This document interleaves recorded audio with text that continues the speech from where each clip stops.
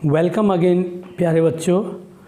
ये next question हमारे सामने है, क्वेश्चन नंबर 9 एक्सरसाइज 12.2 एनसीईआरटी का। अ ब्रूच shown in figure is made with silver wire in the form of a circle with diameter 35 mm. The wire is also used to make 5 diameters which divide the circle into 10 equal sectors. Find number 1 the total length of the silver wire required, and number 2 the area of each sector of the brooch. Question आपके सामने है कि एक ब्रूच means एक गहना होता है, एक ज्वेलरी होती है, वो सर्कुलर फॉर्म में बनाई गई है। किस फॉर्म में बनाई गई है? सर्कुलर फॉर्म में बनाई गई है विद डायमीटर 35 mm। बहुत छोटा होगा, 35 mm इसकी डायमीटर है। पूरा यहाँ से यहाँ तक A to B ये इसका O सेंटर है, तो AB is equal to this diameter is equal to 35 mm।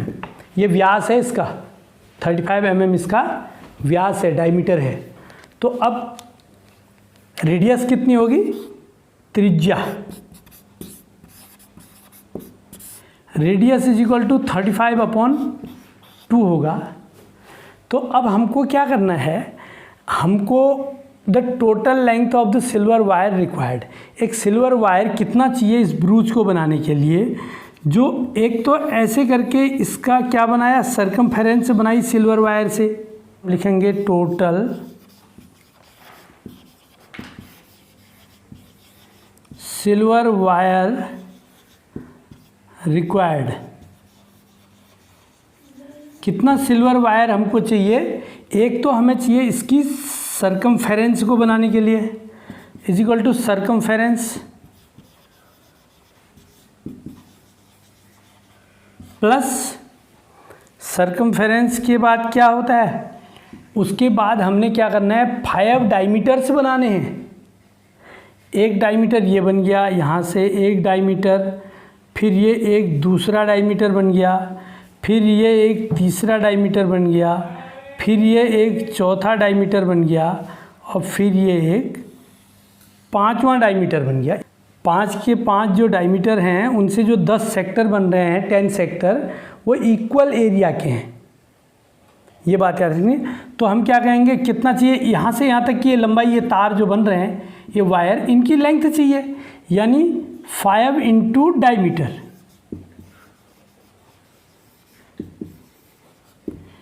Circumference में 5 इंटू डायमीटर को ऐड कर दें तो उतना वायर हमको चाहिए इस ब्रूच को बनाने के लिए। सिंपल है।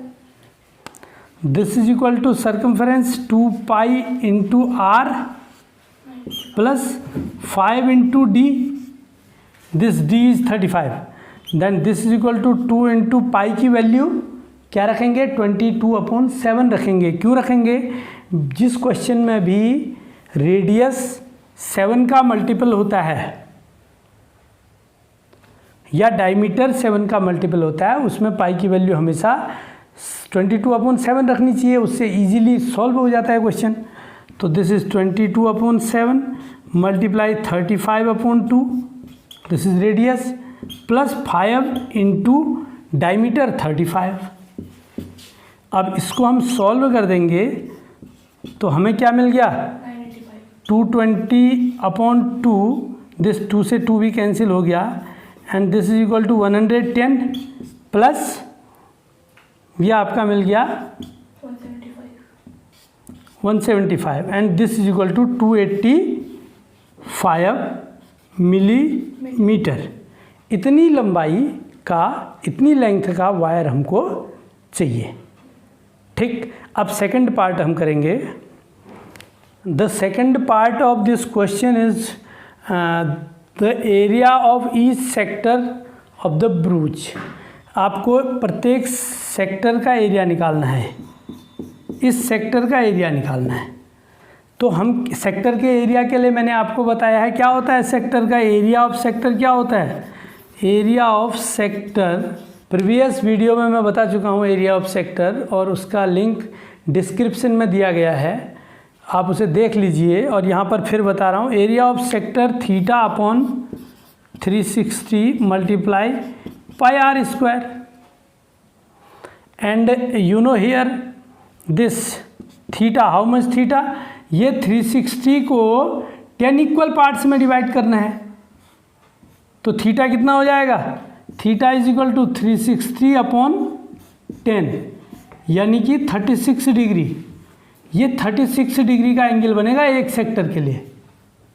कितने का बनेगा, 36 अपॉन 360 मल्टीप्लाई पाई की वैल्यू क्या है 22 अपॉन 7 इंटू रेडियस, रेडियस क्या है 35 upon 2 multiply 35 upon 2, and you solve this, you get this is equal to 11 into 35 upon 4, and this we get 385 upon 4, 96.25 square millimeter. This is the area of each sector of the bruch. Okay, thank you.